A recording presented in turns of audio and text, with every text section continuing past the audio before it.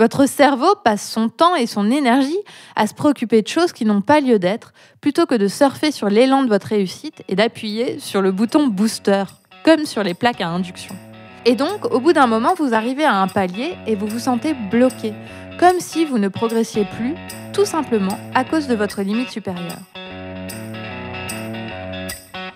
Bienvenue à toutes les femmes ambitieuses. Vous écoutez l'épisode 130 et aujourd'hui je vous parle de la peur du succès. Je m'appelle Jenny Chamas, je suis master coach certifiée. Femme ambitieuse est le premier podcast sur le leadership en France. Ici, j'aide les femmes à dépasser les obstacles pour intégrer et mener les CODIR et les COMEX, développer leur entreprise et leurs équipes et devenir de meilleurs leaders. Pour me soutenir dans cette mission, abonnez-vous au podcast et laissez un avis 5 étoiles sur la plateforme de votre choix. 1000 merci. Aujourd'hui, je voudrais vous parler d'un concept que je vois se jouer chez un bon nombre de leaders qui réussissent. La limite supérieure, ou plus communément connue sous le terme de peur du succès. Si je vous amène ce sujet-là aujourd'hui, c'est parce que cette semaine, il s'est présenté à 2 reprises au sein de mon groupe de Master Leaders. Les Master Leaders sont les femmes que j'accompagne depuis plus de 6 mois et qui ont décidé de pousser encore plus loin leur leadership et leur audace pour avoir davantage d'impact au sein de leurs entreprises et plus généralement dans le monde.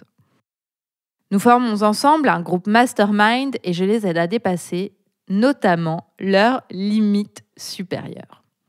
Alors, qu'est-ce que la limite supérieure ? Imaginez votre parcours héroïque. Vous rêviez d'un poste en particulier ou d'autres choses. Vous pouvez placer ici votre propre exemple.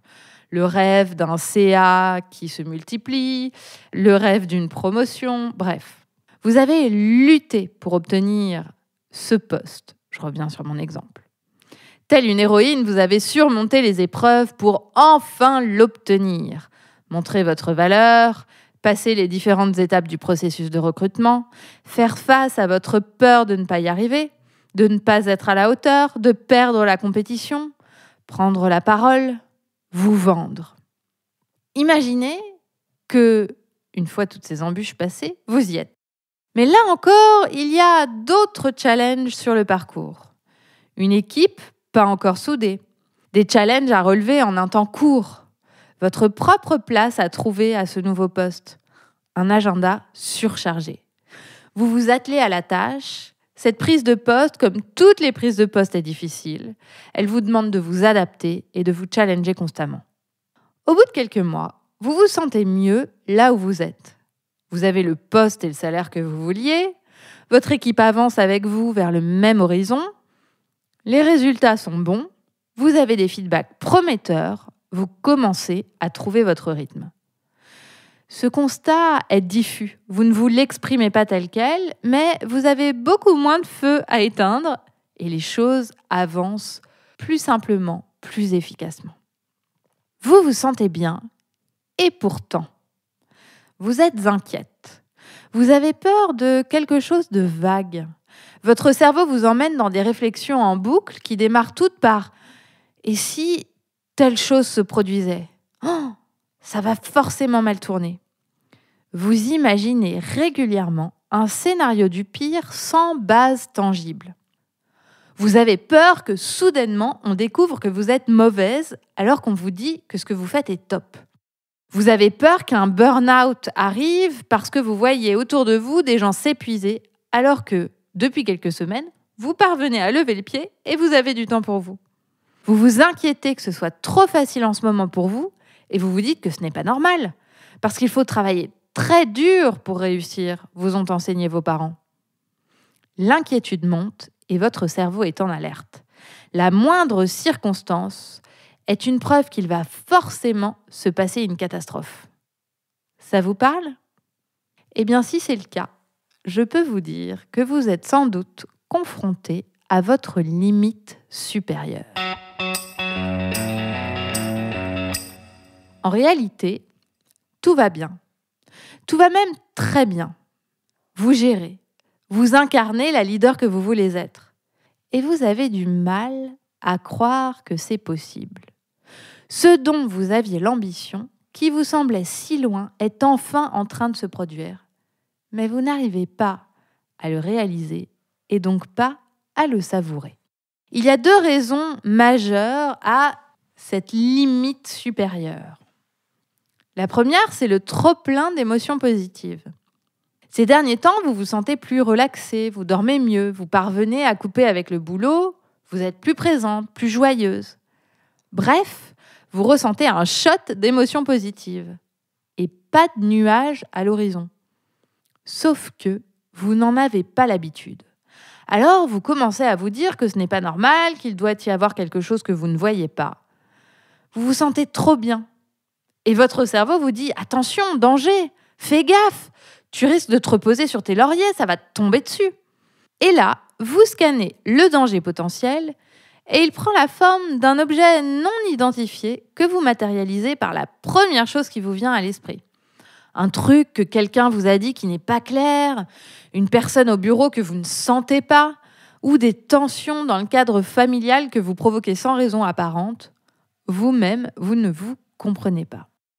C'est simplement que vous n'avez pas l'habitude de ressentir autant d'émotions positives. Vous n'avez pas appris à les accueillir et à vous en réjouir. C'est presque trop. La deuxième raison qui peut faire survenir cette limite supérieure, ce sont vos croyances ancrées. Si vous avez réussi à opérer des changements dans votre carrière et vous êtes arrivé là où vous vouliez aller, votre identité, elle, n'a pas encore changé. Vous vous définissez toujours comme la leader en construction, comme la débutante, comme celle qui doit prouver alors que vous ne débutez plus. Vous montrez tous les jours que vous êtes à la bonne place. Par exemple, vous vous dites toujours « je suis la seule femme au CODIR ou au COMEX » en pensant que c'est un challenge, alors que ce challenge précis, vous l'avez déjà relevé. Vous y avez votre place dans ce CODIR et ce COMEX, et d'ailleurs, vous savez la prendre.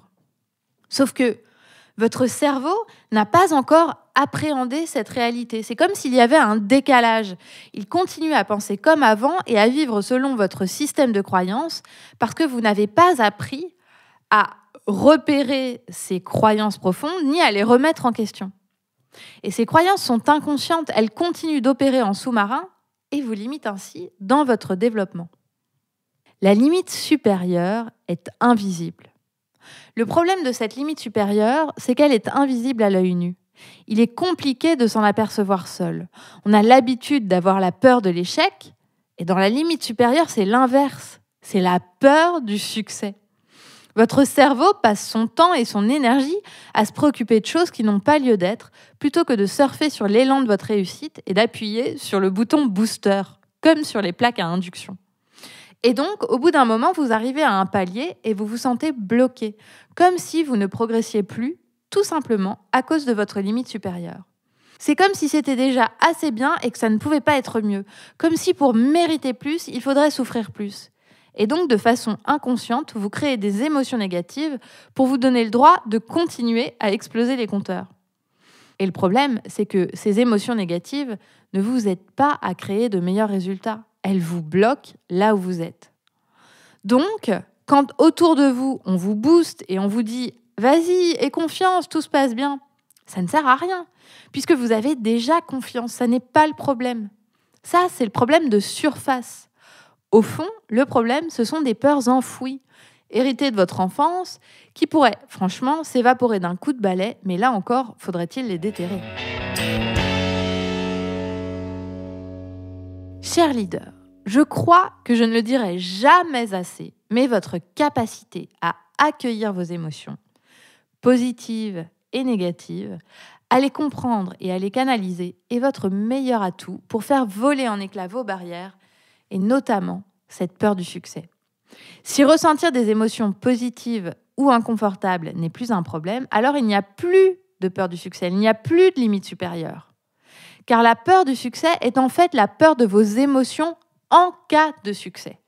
Les émotions que vous ressentirez si vous avez du succès, si vous perdez ce succès ou si les autres pensent des choses de vous qui vous dérangent quand vous avez du succès. Vos émotions vous disent tout. Elles vous disent ce que vous pensez. Elles vous dictent votre comportement. Elles vous disent tout de votre présent, votre passé et même votre avenir. Et pourtant, elles occupent une place minuscule dans votre vie. Vous en parlez peu, vous les travaillez peu, vous ne vous en servez pas. Or, elles sont un fuel infini, le fuel de toutes vos actions et vos comportements. Et au sein du programme Leaders Ambitieuses, nous vous enseignons comment accueillir vos émotions et les utiliser comme moteur de votre succès. Et à vous défaire des peurs qui l'entourent, celles d'échouer ou celles que rencontrent bien souvent les leaders qui réussissent, la peur du succès. Pensez aux leaders qui vous inspirent et à l'énergie qu'ils dégagent. Ils ont cette capacité à exprimer et à canaliser leurs émotions pour nourrir leur leadership. L'image qui me vient est celle de Barack Obama qui, à diverses reprises, a pleuré pendant des speeches. Je vous mets d'ailleurs un lien, juste pour le kiff, dans les notes de cet épisode. Regardez, ça dure 2 minutes, il est exceptionnel. Alors, prête à lever votre limite supérieure ? Vous êtes manager, entrepreneur ou dirigeante. Rejoignez notre programme de coaching Leaders Ambitieuses. Pendant 6 mois, nous vous accompagnons sur le chemin de vos objectifs et vous apprenez à devenir une meilleure leader en vous épanouissant à le faire. Notre méthode, vous enseigner comment reprogrammer votre cerveau, gérer vos émotions et vous mettre en action pour relever vos challenges sereinement.